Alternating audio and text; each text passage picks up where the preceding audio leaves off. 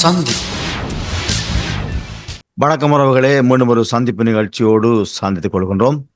இன்றைய சந்திப்பு நிகழ்ச்சியிலும் சமகால அரசியல் நிலவரம் தொடர்பாக பேச இருக்கின்றோம்.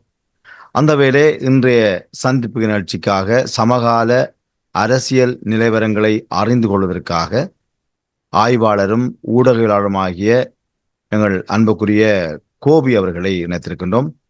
வணக்கம் அன்புக்குரிய கோபி அவர்களே. வணக்கம். வணக்கம் தமிழ் முரசம் நேயர்கள். ஆமாம், நீண்ட காலத்துக்கு பின்பு மீண்டும் தமிழ் முரசத்தோடு இணைந்து கொள்கின்றோம். இன்றைய காலம் என்பது தமிழ் மக்கள் மத்தியிலே ஒரு குழப்பமான காலமாக பயணித்து கொண்டிருக்கின்றது. தெளிவாக இருக்கின்றவர்கள் தெளிவாக இருக்கின்றார்கள், குழம்பி இருக்கின்றவர்கள் குழம்பி இருக்கின்றார்கள். இப்படி தமிழ் மக்களுடைய அரசியலிலே அதாவது குளத்தில் கல்லை எறிந்தது போன்று எறியப்பட்டு இன்று நிறைய குழப்பங்களுக்குள் மக்கள் வாழ்ந்து கொண்டிருக்கின்றார்கள். இந்த குழப்பங்களை ஓரளவேனும் தீர்த்து கொள்ள வேண்டும் என்பதற்காக நீண்ட காலமாக தேசிய பணியில் பயணித்து வருகின்றவர், எங்களுடைய தாயக அரசியல் சார்ந்த விடயங்களையும் உலக அரசியல் சார்ந்த விடயங்களையும் தொடர்ச்சியாக பேசி வருகின்றவர் என்ற வகையிலே உங்களோடும் நாங்கள் சில விடயங்களை பேசுவதற்காக முனைகின்றோம். அந்த வகையிலே நேரடியாக நாங்கள் முதலில் இன்று தமிழ் மக்கள் மத்தியிலே பேசுபொருளாக இருப்பது இந்த ஸ்ரீலங்கா ஜனாதிபதி தேர்தலும் தமிழ் பொது வேட்பாளரும். இது தொடர்பான உங்கள் கருத்து. தமிழ் பொது வேட்பாளர் என்பது தமிழ் மக்களுடைய ஒற்றுமையை வலுப்படுத்துவதற்கு களமிறக்கப்படுவதாக சொல்லப்படுகின்றது. அப்படியானால் இந்த தமிழ் பொது வேட்பாளருடைய வருகை தமிழ் மக்கள் மத்தியில் ஒற்றுமையை வலுப்படுத்துமா? முதலிலே இந்த வாய்ப்புக்கு நன்றியை தெரிவித்துக் கொள்கிறேன். தமிழ் பொது வேட்பாளர் மூலம் தமிழ் மக்களிடையே ஒற்றுமையை ஏற்படுத்த முடியுமா என்ற கேள்வி மிக முக்கியமான கேள்வியாக தான் நான் பார்க்கின்றேன். ஆனால் இன்றைக்கு தமிழ் அரசியலிலே ஒற்றுமை காணப்படுகின்றதா? அந்த காணப்படாத ஒரு ஒற்றுமையை நாங்கள் தமிழ் பொது வேட்பாளர் மூலமாக ஏற்படுத்தி கொள்ளலாமா என்ற கேள்வி நான் முதலில் குறிப்பிட்டது மாதிரி முக்கியமான கேள்விதான். நீண்ட காலமாக நினைக்கிறேன், கடந்த 75 வருட கால தமிழ் மக்களினுடைய அந்த அண்மை கால அரசியலிலே இது போன்ற அளவிலே தமிழ் மக்கள் பிரிந்து காணப்படவில்லை. தமிழ் மக்கள் மத்தியிலே அதிக அளவிலான கட்சிகள் காணப்படுகின்றன. அவற்றிலே சில கட்சிகளிலே இருக்கின்ற அதனுடைய தலைவரை தவிர ஏனையவர்களை மக்களுக்கு தெரியாத ஒரு நிலைமைதான் காணப்படுகின்றது. நான் பெயரிட்டு குறிப்பிடுவதானால் விக்னேஸ்வரனுடைய கட்சியிலே விக்னேஸ்வரனை தவிர வேறு யார் இருக்கிறார்கள் என்பது யாருக்கும் தெரியாது. அதுபோன்று சிவாஜிலிங்கம், ஸ்ரீகாந்தா ஆகிய இருவரும் இணைந்த கட்சியிலே அவர்கள் இருவரை தவிர வேறு யார் இருப்பார்கள் தெரியவில்லை. அனந்தி சசிதரன், ஐங்கரநேசன் போன்றவருடைய கட்சியிலே கூட அந்த ஒருவரை தவிர வேறு யாரார் இருக்கிறார்கள் என்று மக்களுக்கு தெரியாது.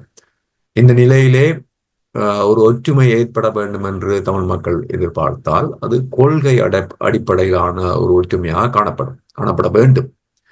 ஆனால் இந்த பொது வேட்பாளர் விடயத்திலே அவ்வாறான ஒற்றுமை காணப்படுவதாக தெரியவில்லை.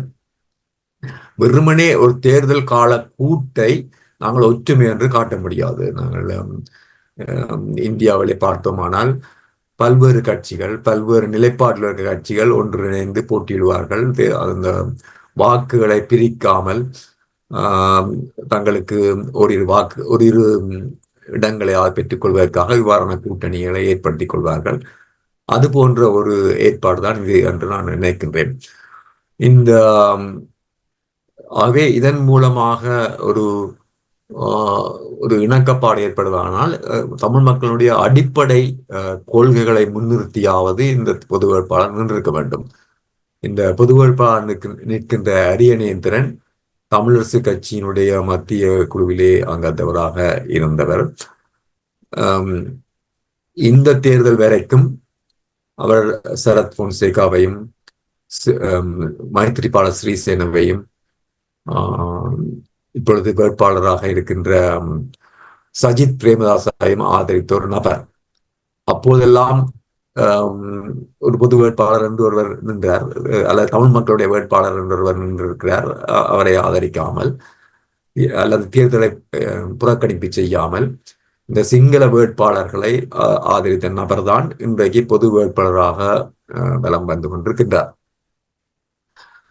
ஆகவே இதிலே ஒற்றுமை இருப்பதாக எனக்கு தெரியவில்லை. அதே சமயத்திலே இந்த அரிய நியந்திரன் ஒரு ஒரு செவ்வியிலே குறிப்பிட்டிருக்கின்றார். தான் இந்த 13வது திருத்த சட்ட மூலத்தை ஏற்றுக்கொள்கிறவர்களையும் சேர்த்துத்தான் இந்த பொது கட்டமைப்பு இருக்கின்றது. அது போன்று தாங்கள் சமஷ்டி கோரிக்கை அல்லது இந்த கூட்டாட்சி கோரிக்கையை கூட வலியுறுத்த போவதில்லை என்று குறிப்பிட்டிருக்கின்றார். இப்ப அண்மையிலே இந்த குழுவினர் வெளியிட்டிருக்கின்ற தேர்தல் விஞ்ஞாபனத்தை பார்த்தீர்கள் என்றால் எல்லாவற்றையும் சேர்த்து குழப்பியிருக்கிறார்கள். அதிலே முக்கியமான ஒரு விடயம் அந்த முன்பக்கத்திலேயே இருக்கின்ற நினைக்கிறேன், தையிட்டியிலே அமைக்கப்படுகின்ற பௌத்த விகாரை தொடர்பாகவும் குறிப்பிட்டிருக்கிறார்கள். ஆனால் இந்த இந்த தையிட்டி விகார விடயத்திலே போராடுகின்ற ஒரே ஒரு தரப்பாக தமிழ் தேசிய மக்கள் முன்னணி தான் இருந்து வருகின்றது. இந்த பொது வேட்பாளர்களை ஆதரிக்கின்ற யாருமே ஒரு அடையாளத்துக்காகவாவது அந்த போராட்டங்களிலே கலந்து கொள்ளவில்லை. அவை இன்றைக்கு தேர்தல் வருகின்ற சமயத்திலே தான் இவை தெரிகின்றதா என்ற கேள்வி மக்கள் எழுப்ப வேண்டும். வெடுக்குநாரி மலை விடயமாக இருக்கலாம், அல்லது திருகோணமலையிலே கன்னியா விடயமாக இருக்கலாம். இங்கெல்லாம் போராடுகின்ற தரப்புகளாக இந்த தரப்புகள் ஒரு பொழுதும் இருக்கவில்லை. அதே சமயத்திலே இந்த குடியேற்றங்களை நடாத்துகின்ற ரணில் விக்ரமசிங்கவுடனும் அல்லது எதிர்கட்சி தலைவராக இருக்க சஜித் பிரேமதாச போன்றவர்களும் கைகோர்த்து கொண்டிருந்த இவர்கள் இன்றைக்கு தேர்தல் காலத்திலே ஒற்றுமை பற்றி பேசுவது மிகவும் வேடிக்கையான ஒரு விடயம். எல்லாவற்றையும் ஒரு புறம் வைத்தாலும் கூட இந்த தரப்புகளிலே பெரும்பாலானவர்கள், ஒட்டுமொத்தமானவர்களும் கூறலாம், அனைவரும் இந்தியாவை வெளிப்படையாக ஆதரிக்கிறவர்களை, இந்தியாவிடம் இருந்துதான் தீர்வு பெற வேண்டும் என்று கூறுபவர்கள், 13வது திருத்த சட்ட மூலத்தை முழுமையாக நிறைவேற்றுமாறு இந்திய ஜனாதிபதிக்கு கடிதம் எழுதியவர்கள். அப்ப அவ்வாறான சூழலிலே இன்றைக்கு இந்தியா பொது வேட்பாளரை ஆதரிக்கிறதா என்ற கேள்வியை நாங்கள் எழுப்ப வேண்டும். அண்மையிலே இந்த தமிழ் அரசியல் கட்சிகளை, பாராளுமன்றத்தில் அங்கம் வகிக்கிற தமிழ் அரசியல் கட்சிகளை சந்தித்த இந்திய பாதுகாப்பு செயலாளர் அஜித் டோவல் பொது வேட்பாளரை ஆதரிப்பதையோ அல்லது தேர்தல் புறக்கணிப்பு செய்வதையோ விடுத்து இந்த முன்னணியிலே தேர்தலை வெற்றி பெறக்கூடிய ஒருவருடன் பேரம் பேசி அவரை ஆதரிக்குமாறு குறிப்பிட்டிருந்தார். அவ்வாறாயின் இந்தியாவின் நிலைப்பாடு அது அவ்வாறான நிலைப்பாடாக இருந்தால் இந்த தரப்புகள் இந்தியாவின் நிலைப்பாட்டுக்கு எதிராக செயற்படுகிறார்களா, அல்லது இப்பொழுதும் இவர்கள் இந்தியாவின் நிலைப்பாட்டிலே தான் செயற்படுகின்றார்களா, ஆனால் இந்தியா இவர்களுக்கு வேறு விதமான சமீட்சை செய்திருக்கின்றார் என்ற கேள்விகளை எல்லாம் எழுப்ப வேண்டியதாக இருக்கிறார். நீங்கள் பேசின இந்த விடயத்திலே ஒரு விடயத்தை நேற்றைய தினம் அரியந்தினர்கள் ஊடகத்துக்கு பேசுகின்ற போது ஒரு விடயத்தை சூட்சமாக சொல்லியிருக்கின்றார். அதாவது ராஜபக்சாக்கள் எங்களை தமிழின் அழிப்புக்கு உள்ளாக்கினார்கள், அனுரா திசாநாயக்கா வடகிழக்கை பிரித்தார், ஆகவே இந்த 2 பேருக்கும் நாங்கள் ஒருபோதும் ஆதரவு கொடுக்க முடியாது, இவர்களை புறக்கணிக்க வேண்டும் என்ற நிலையிலே சொல்லியிருக்கின்றார். அப்படி சொல்லுகின்ற போது மறுபுறம் சஜித்துக்கு ஆதரவு வழங்குகின்ற ஒரு நிலைப்பாட்டை எடுப்பது போன்று தெரிகின்றது. ஆகவே இந்தியாவினுடைய நீங்கள் குறிப்பிட்டது போன்று இந்தியாவினுடைய அரசியலை அரங்கேற்றுவதற்கான ஒரு சூழ்ச்சி இதற்குள் பின்னப்பட்டிருக்கின்றதா என்று கூட சந்தேகிக்க முடிகின்றது. அந்த அளவுக்கு இவர்களுடைய இந்த போக்கு அண்மை காலமாக பல இடங்களிலே வெளிப்படையாக அறியக்கூடியதாக இருக்கின்ற இவருடைய போக்கை பார்க்கின்ற போது. இதை பற்றி நீங்கள் என்ன நினைக்கின்றீங்க? நிச்சயமாக இந்த தரப்பிலே இருக்கின்ற அரசியல் கட்சிகளை சேர்ந்தவர்களாக இருக்கலாம், அல்லது இந்த பத்தி எழுத்தாளர்களாக இருக்கலாம், இவர்கள் வெளிப்படையாக இந்தியாவை ஆதரிக்கிறார்கள். இன்றைக்கு வந்து வெளிப்படையாக கூறட்டும், நாங்கள் பொது வேட்பாளர் ஆதரிக்கின்றோம் என்ற முடிவு இந்தியாவுக்கு எதிரானதாக இருந்தால் கூட நாங்கள் அந்த நிலைப்பாட்டில் இருப்போம் என்று கூறட்டும் பார்க்கணும். அல்லது இந்தியா வெளிப்படையாக பொது வேட்பாளரை ஆதரிக்கப் போவதில்லை. ஆகவே இவர்கள் தெரிவிக்க வேண்டும், நாங்கள் இந்தியாவின் நிலைப்பாட்டுக்கு எதிராக இந்தியாவின் நிலைப்பாட்டை பொருட்படுத்தாது நாங்கள் பொது வேட்பாளர் ஆதரிக்கிறோம் என்ற விடயத்தை வெளிப்படையாக குறிப்பிடலாம் தானே தமிழ் மக்களுக்கு. இதற்குள் நிறைய ஏமாற்று வேலைகள் இருக்கின்றது என்பதை நிச்சயமாக அறிய முடிகின்றது. ஆனால் தேர்தல்கள் அண்மிக்கின்ற போது எப்படியான கருத்துக்களை இவர்கள் வெளியிடுவார்கள் என்ற ஒரு அச்சமும் தமிழ் மக்கள் மத்தியிலே காணப்படுகின்றது. நாங்கள் அதை பொறுத்திருந்தான் பார்க்க வேண்டும். இந்த இடத்திலே இன்னும் ஒரு கேள்வி, அதாவது உங்களுக்கு தெரியும், தமிழ் தேசிய கூட்டமைப்புக்கு பின்னால் இந்தியா தொடர்ச்சியாக தன்னுடைய அரசியலை செய்து வந்திருக்கின்றது. அவர்கள் கூடாக தன்னுடைய அரசியலை கடந்த 15 வருடமாக செய்து வந்திருக்கின்றது.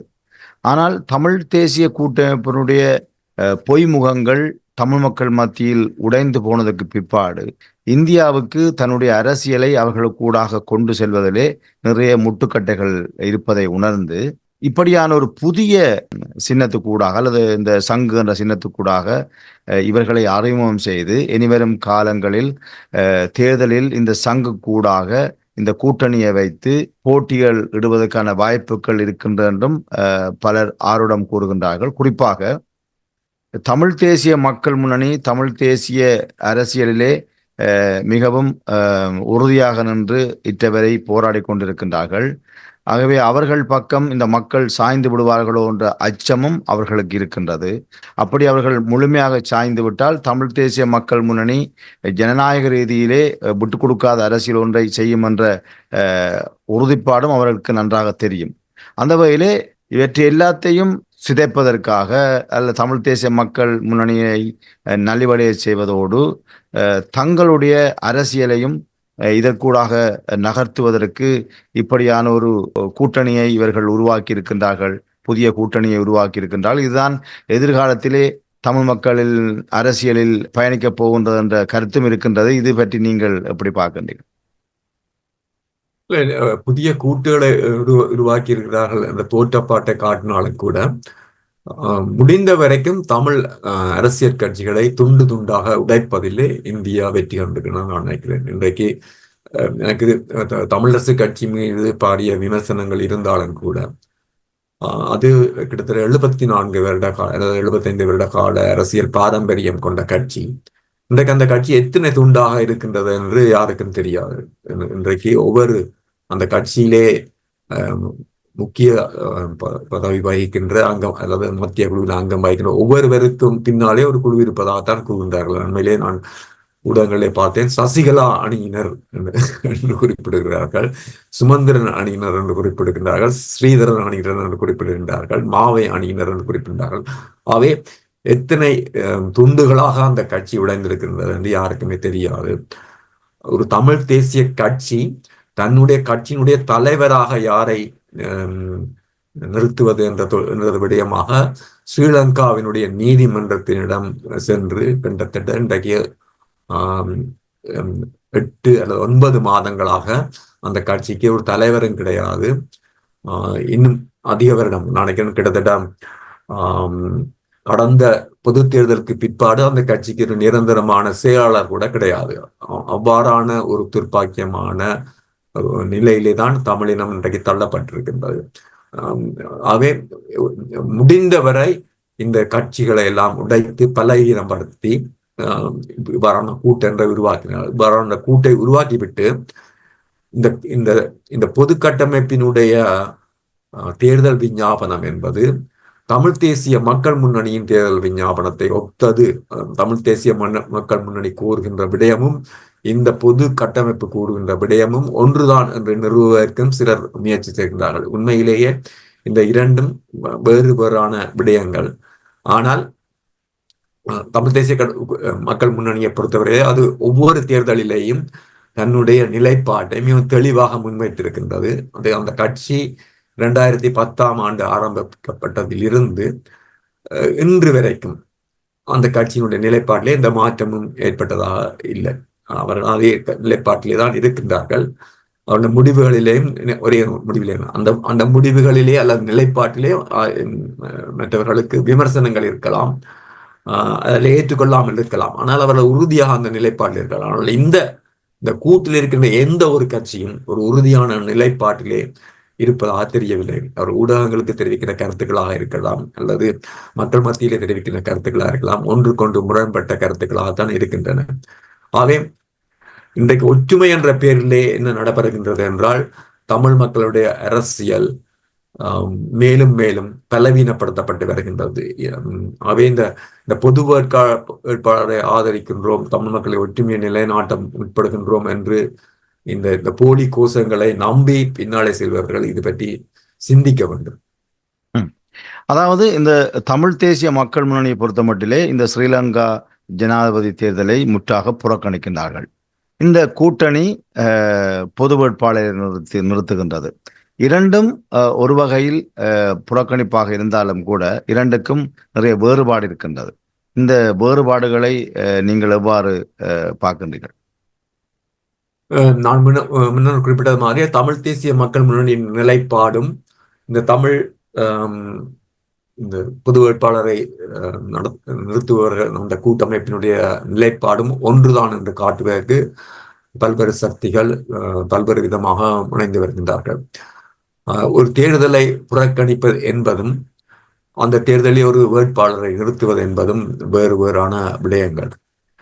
இந்த தேர்தலிலே பொது வேட்பாளர் நிறுத்துவதன் மூலம் தமிழ் மக்களுடைய வாக்குகள் அந்த பொது வேட்பாளருக்கு தான் வழங்கப்படும், அதுவும் ஒரு வகையான புறக்கணிப்பு தான் என்ற வியாக்கியானத்தை சிலர் முன்வைக்கின்றார்கள். ஆனால் அவ்வாறு இல்லை. இந்த தேர்தலிலே பொது வேட்பாளருக்கு வாக்களிக்கின்ற ஒருவர் அடுத்த 2 வாக்குகளையும் யாருக்கு வாக்களிக்க வேண்டும் என்றது தொடர்பாக இந்த கட்சிகளிடையே பொதுவான கருத்து நிலவுவா தெரியவில்லை. அண்மையிலே ஊடகங்களுக்கு கருத்து தெரிவித்த விக்னேஸ்வரன் இந்த 2வது தெரிவாக வேறு யாருக்கும் வாக்களிக்கலாம் என்று தெரிவித்திருக்கின்றார். வேறு சிலர் சஜித் பிரேமதாசாவுக்கு இந்த 2வது தெரிவை வழங்கலாம் என்று தெரிவித்திருக்கின்றார்கள். இன்னும் சிலர் ரணில் விக்ரமசிங்கவுக்கு வழங்கலாம் என்று தெரிவித்திருக்கிறார்கள். இதுவும் புறக்கணிப்பும் ஒன்றாக இருக்கா என்று எல்லாருக்கும் பட்ட வருத்தமாக தெரிகின்ற ஒரு விடயம்.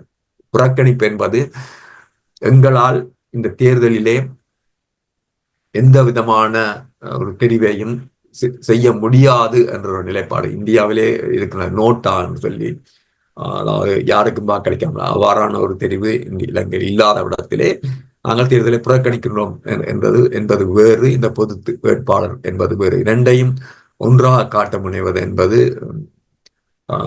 மிகவும் ஒரு உள்நோக்கம் கொண்ட செயற்பாடு.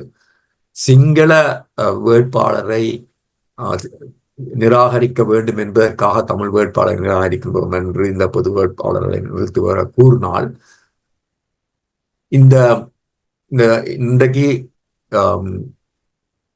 இன்றைக்கு இந்த தேர்தலிலே போட்டியிடுகின்ற 3 பேர், அதாவது முக்கியமாக தேர்தலை யார் வெல்லுவார் என்று கூறும் இந்த முறை வளமைக்கு மாறாறு மும்முனை போட்டியாக இருக்கின்றது. அனுரகுமார திசாநாயக்காவா இருக்கலாம், அல்லது ரணில் விக்ரமசிங்கவா இருக்கலாம், அல்லது சஜித் பிரேமதாசாவா இருக்கலாம். இவர்களை இந்த கட்சியினர் பல தடவை சந்தித்திருக்கிறார்கள். அனுரகுமார் திசாநாயக்கா ஒருபுறம் தள்ளிவிட்டாலும் சஜித் பிரேமதாசாவுடைய மேடையிலே இவர்கள் தோன்றியிருக்கிறார்கள். ரணில் விக்ரமசிங்க என்ற மேடையிலே தோன்றியிருக்கிறார்கள். ஒரு சில மாதங்களுக்கு முன்னால் 2 மாதம் என்று நினைக்கிறேன், 2 மாதங்களுக்கு முன்பு ரணில் விக்ரமசிங்க மேடையிலே வைத்து 2005ஆம் ஆண்டு தேர்தலிலே ரணில் விக்ரமசிங்கவுக்கு வாக்களிக்காத வெட்டி யாழ்ப்பாண மக்கள் மிகவும் கவலை அடைகிறார்கள் என்று சுமந்திரன் பேசியிருக்கின்றார். அவருடைய தேர்தல் மேடையில் அவருடைய மேடைகளிலே செல்வம் அடைக்கலநாதன் பகிர்ந்திருக்கிறார், அந்த மேடையிலே பகிர்ந்திருக்கிறார். அது போன்று சித்தார்த்தன் எல்லாம் அந்த மேடையை பகிர்ந்திருக்கிறார்கள். ஆகவே சிங்கள வேட்பாளர்களை நாங்கள் நிராகரிக்கின்றோம் என்று கூறுவது ஒரு முற்றுமுழுதான ஏமாற்றாக தான் பார்க்கின்றேன். அதாவது இந்த மதுபான சாலைகளை, மதுபான கடைகளை நடாத்துவதற்கான அனுமதி பத்திரம் பெறுவதற்கு இந்த சிங்கள தலைவர்களை இவர்கள் நாடுகிறார்கள். ஆனால் மறுபலமாக தமிழ் மக்களை ஏமாற்றுவதற்காக, தமிழ் மக்களை ஒரு தேசியவாத கருத்திலே இணைப்பதற்காக தாங்கள் இந்த சிங்கள வேட்பாளரை ஏற்றுக்கொள்ளவில்லை என்றும் அதற்காக இன்றைக்கு இந்த பொது வேட்பாளர் நிறுத்துவதாக கூறுகிறார்கள். இவையெல்லாம் முற்றுமுழுதான ஏமாற்று நடவடிக்கைகள். இவற்றை மக்கள் புரிந்து கொள்ள வேண்டும். ஒரு கெடுவாய்ப்பாக மக்கள் மத்தியிலே இந்த ஒற்றுமை என்ற விடயம் எடுபடுகின்றது. எல்லாரும் இணைந்து விட்டார்கள். இது காலங்காலமாக நடக்கின்ற விடயம் தான். இந்த கட்சியில் இணைகின்ற பொழுது மக்கள் ஆனந்தப்படுகிறார்கள் என்பது ஒரு சாதாரண விடயம். ஆனால் இவ்வளவு காலத்துக்கு இந்த ஒற்றுமை என்ற ஏமாற்று நாடகத்தை நடத்தப் போகின்றார்கள் என்பதுதான்.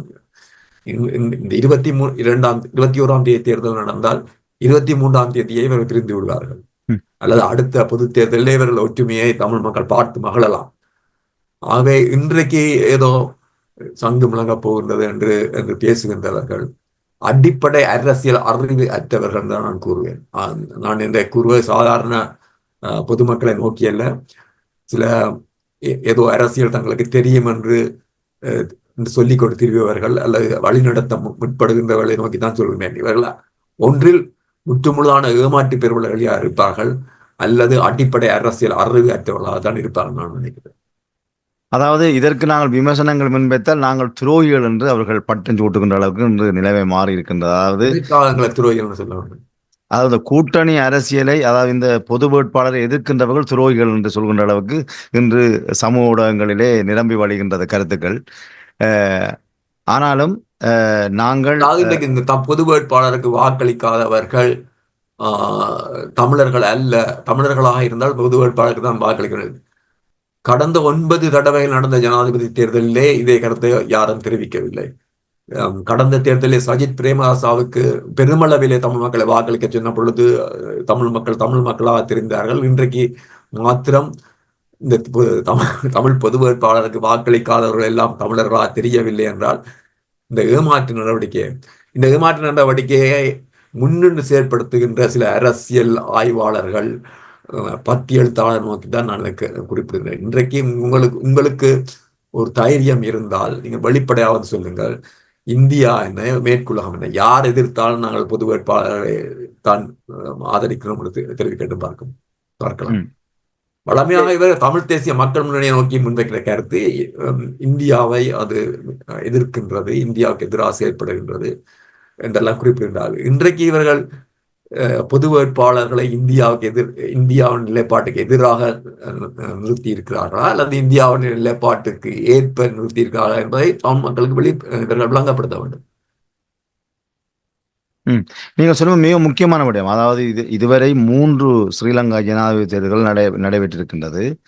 இந்த 3 ஜனாதிபதி தேர்தல்களிலும் எந்த ஒற்றுமையை இவர்கள் வெளிப்படுத்த வரவில்லை. ஏன்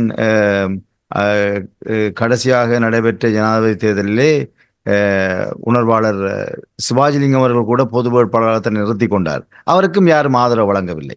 அப்படியானால் அப்போது அவருக்கு ஆதரவை வழங்கியிருக்கலாம். இந்த ஒற்றுமையை இன்று காட்டுகின்றவர்கள் அப்போது ஆதரவை வழங்கியிருக்கலாம், அதுவும் அவர்கள் செய்யவில்லை. ஆனால் இன்று இதற்கு ஆதரவு வழங்காதவர்கள் துரோகிகள் அல்ல, தமிழர்கள் அல்ல என்றெல்லாம் வசைபாடுகின்ற அளவுக்கு தாங்கள் இந்த அரசியலில் ஏதோ பெரிய இடத்தை நிலைநாட்டப் போகின்றோம் என்ற அளவுக்கு பூதாகரப்படுத்துகின்றார்கள். ஆனால் இங்கே எதுவுமே நடைபெறப் போவதில்லை. இங்கே முழுக்க சுழியெழுத்து தான் நாங்கள் மீண்டும் நிற்கப் போகின்றோம். இன்னும் எங்களுடைய இந்த விட்டு கொடுக்காத அரசியலை அழிக்கின்ற ஒரு செயற்பாடாகத்தான் இதிலே இந்த நிலைப்பாடு இருக்கப் போகின்றது என்று கூட நாங்கள் சொல்லிக்கொள்ளலாம். அந்த அளவுக்கு எங்களுடைய அரசியலை, குறிப்பாக எங்களுடைய தேசிய தலைவர் வழிகாட்டிய அந்த அரசியலை, அவர் என்ன செய்தியை ஆணித்தரமாக இந்த உலகத்துக்கு சொல்லி இருக்கின்றாரோ அந்த அரசியலை அழிக்கின்ற ஒரு போக்கு இருக்கின்றது போல் தெரிகின்றது இவர்களுடைய இந்த சூட்சும அரசியலுக்குள். சரி, இந்த நிலைகளை நாங்கள் மாற்ற வேண்டுமானால் இந்த ஸ்ரீலங்கா ஜனாதிபதி தேர்தலில் தமிழ் மக்கள் முன்னெடுக்க வேண்டிய நடவடிக்கை என்னவாக இருக்க வேண்டும்? இதற்கு நான் வெளிப்பதற்கு முன்பதாக நான் என்னுடைய நிலைப்பாட்டை தெரியப்படுத்த வேண்டும். 2009ஆம் ஆண்டு இறுதியிலே 2010 ஆண்டு பிற்பகுதி நடந்த அந்த ஜனாதிபதி தேர்தல், மஹிந்த ராஜபக்சவும் சரத் பொன்சேகாவும் போட்டியிட்ட தேர்தல், அந்த தேர்தல் நடைபெற்ற பொழுது தமிழ் தேசிய மக்கள் முன்னணி என்ற ஒரு அமைப்பே இருக்கவில்லை. வெளிப்படையாக யாரும் அந்த தேர்தலை புறக்கணிக்குமாறும் கூறவில்லை. அந்த காலகட்டத்திலே நான் கட்டுரைகள் எழுதியிருக்கிறேன், அந்த தேர்தலை புறக்கணிக்க வேண்டும். அப்பொழுது கூட பலர் கூறினார்கள்,